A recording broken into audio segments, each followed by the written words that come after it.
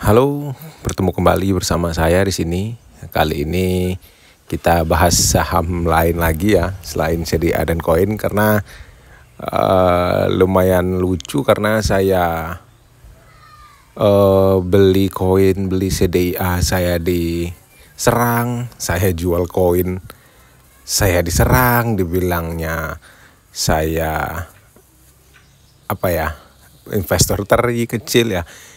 Kalau memang ngikutin saya dari awal ya, mungkin teman-teman pada tahu karena saya dari awal memang hanya sekedar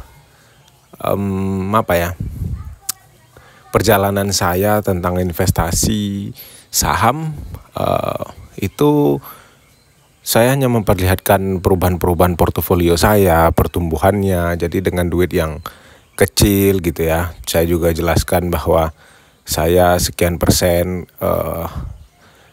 taruhnya di saham ini dan obligasi sekian persen gitu lah ya. Jadi saya agak lucu tapi yang paling sensitif si para holder koin sih. Apalagi ketika kemarin saya mencoba, bukan mengingatkan ya, lebih ke mungkin teman-teman yang kurang memperhatikan. Nah, saya ngomongin tentang yang perubahan kepemilikan yang 43% gitu ya. Terus juga ngomongin polanya mirip dengan yang di WIRG, di mana UE-nya juga KI. Dan saya sudah TP di 1.200 juga saya dihujat gitu ya. Jadi saya juga bingung gitu. Bahkan saya hold CDA juga saya bully ya, aneh ya. Tapi ya sekali lagi namanya juga di media sosial, mungkin saya belum terbiasa karena memang saya bukan influencer YouTube ya. Saya hanya upload iseng sembari karena memang saya tidak ada partner untuk bincang-bincang seputar dunia investasi. Jadi saya memang salah satu niat awalnya memang ingin interaksi dengan teman-teman yang atau yang menyenangi investasi lah. Jadi makanya saya selalu katakan ketika di video untuk teman-teman berkomentar supaya saya juga bisa interaksi gitu ya.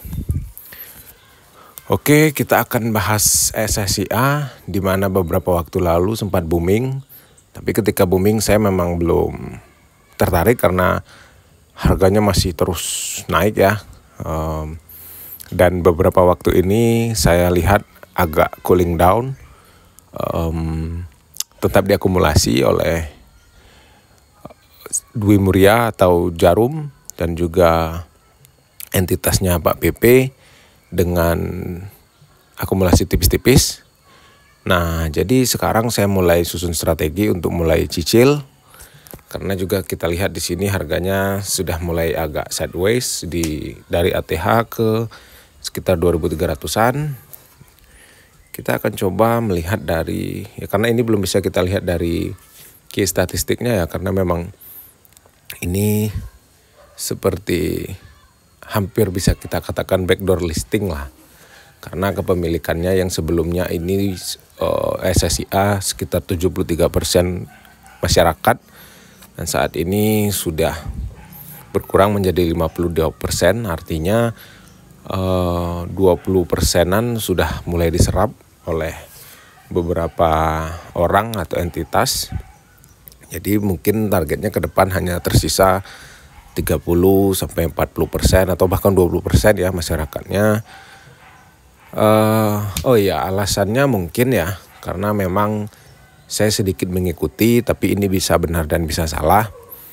SSIA mungkin akan menjadi motornya nanti di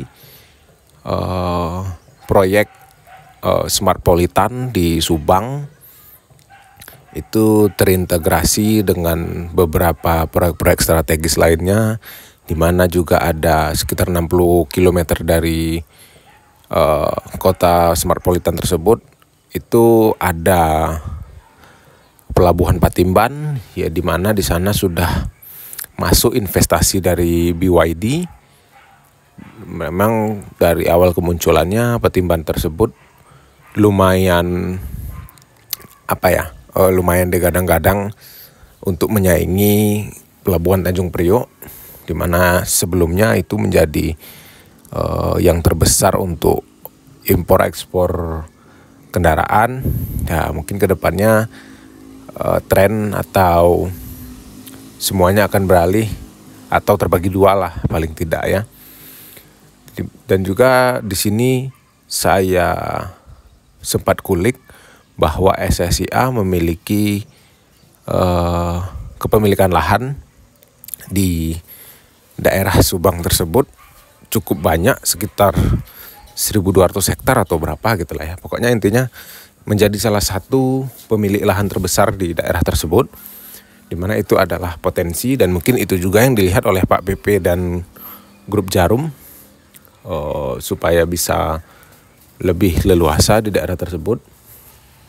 Dan juga ada Bandara Kertajati yang kemarin sempat gagal untuk dijadikan komersil. Ya ada kemungkinan bisa dijadikan lebih ke keperluan bisnis atau industri. Ya bisa saja kita asumsikan bahwa nanti ini akan bergerak sesuai dengan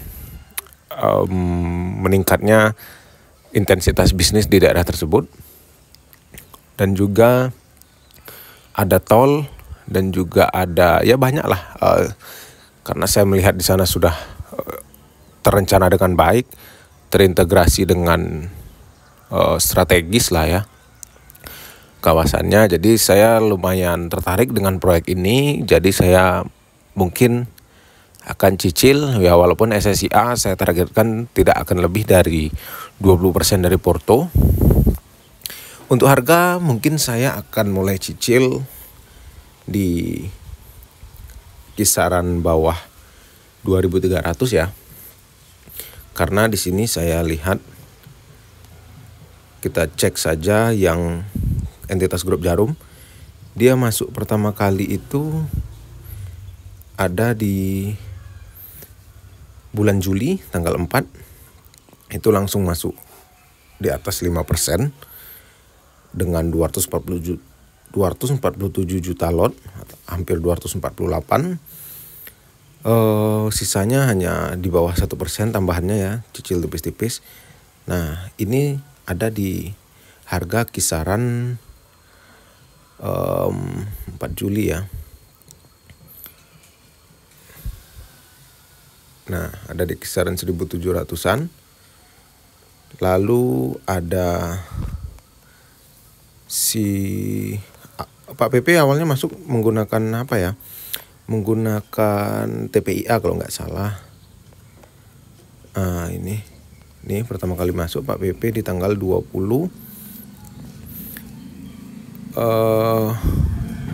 Juli juga lah ya. Sekitar 9% itu di tanggal 8 Juli, hampir mirip 1.700-an. Lalu ada masih dari Pak PP itu Henan Putirai. Dia masuk di paling besar itu pertama kali langsung boom di 10 Juli. Ya, jadi ini memang harganya masih oke menurut saya.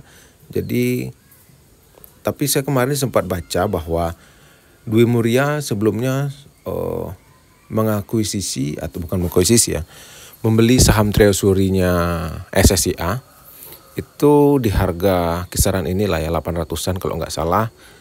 Itu sekitar 6%, 6 atau 5% lah gitu. Nah jadi kita asumsikan saja di titik ini Dwi Muria ada, lalu di titik ini juga ada, dengan katakanlah jumlah barangnya sama ya, sudah ditambah-tambah dengan cicil-cicil di sini, sampai ke sini juga ada cicil-cicilnya mereka. Jadi kita ambil tengah-tengah, kita setujui bahwa average mereka di 1.600 sampai ke 1.800, oke ya. Nah, makanya saya katakan saya akan mencicil di 2.300 sampai ke 2.000. Syukur-syukur dikasih. Karena untuk pembelian saham sebesar di atas 5%-an tersebut bukanlah angka yang sedikit.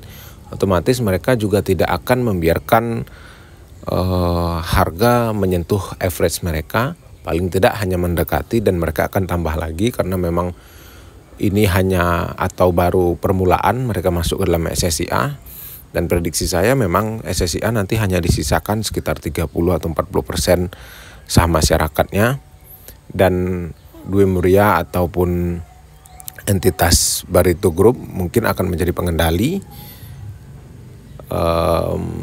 Dan proyeknya sebenarnya sebagian sudah berjalan sih. Smartpolitannya juga sudah mulai ada yang dibangun di sana. Jadi saya sempat ke sana awal tahun ya. Bukan sengaja untuk melihat ini, tapi karena memang saya memiliki kerabat di daerah sana, di daerah Majalengka, jadi lumayan dekat ke sana.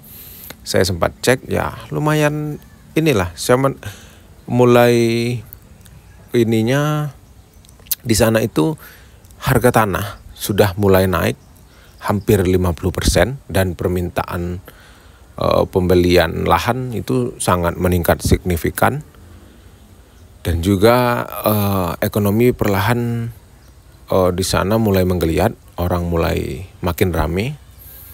Jadi ya cukup menarik. Tapi sekali lagi ya, ini bukanlah rekomendasi. Seperti biasa saya hanya men-share apa yang membuat saya tertarik, lalu saya menjelaskan alasan kenapa saya beli dan alasan kenapa saya jual. Jadi ambil sisi positifnya aja lah ya. Dan kalau bisa kritik yang positif, saya akan sangat senang. Seperti dulu ada yang ngomongin bahwa ngomong saya kurang cepat dan lain-lain, itu saya sangat senang dikritisi model itu. Tapi mungkin kalau kritiknya berbau negatif atau bahkan tanpa dasar, ya mungkin saya sedikit terganggu ya, karena memang saya tidak terbiasa dengan hal-hal negatif di medsos seperti di YouTube, karena memang saya bukan orang media ya, atau orang public figure. Saya hanya orang biasa. Dan juga untuk nominal saya di saham, ya itu kita jangan mengecilkan sesuatu yang benar atau sesuatu yang positif dengan standar yang tidak bisa dibandingkan. Maksudnya kalaupun dana saya di sini kecil, ya manfaatkan pemikiran-pemikiran saya ataupun ide-ide saya gitu ya. Jadi di sini saya selalu katakan bahwa kita di sini setara, bahwa saya memang investor kecil, bahkan lebih kecil dari yang kecil gitu ya. Dan untuk CDA saya masih pegang. Untuk koin saya sudah lepas, seperti yang sudah pernah saya share di video, saya lepas di 1.200, dan saya belum ada atau tidak berniat buyback di koin. Apa lagi ya? Ya CDA mungkin saya akan pegang panjang, karena ini salah satu atau lumayan terkait dengan SSIA. Apalagi nanti Gria Idola akhir tahun atau tahun depan pun IPO-nya tidak masalah, saya akan siapkan dana. Ini lumayan terintegrasi. Jadi CDA saya tidak menuntut naik terlalu cepat, karena memang mungkin ya, yang saya baca ada hubungannya nanti dengan IPO Gria Idola. Kita tidak tahu seperti apa skemanya. Yang jelas secara proyek atau secara future masa depannya saya cukup tertarik dengan keterkaitan semua ini. Ya semoga memang sesuai dengan apa yang saya bayangkan. Oke, cukup sekian video kali ini. Terima kasih sudah menonton, dan sampai jumpa di video selanjutnya.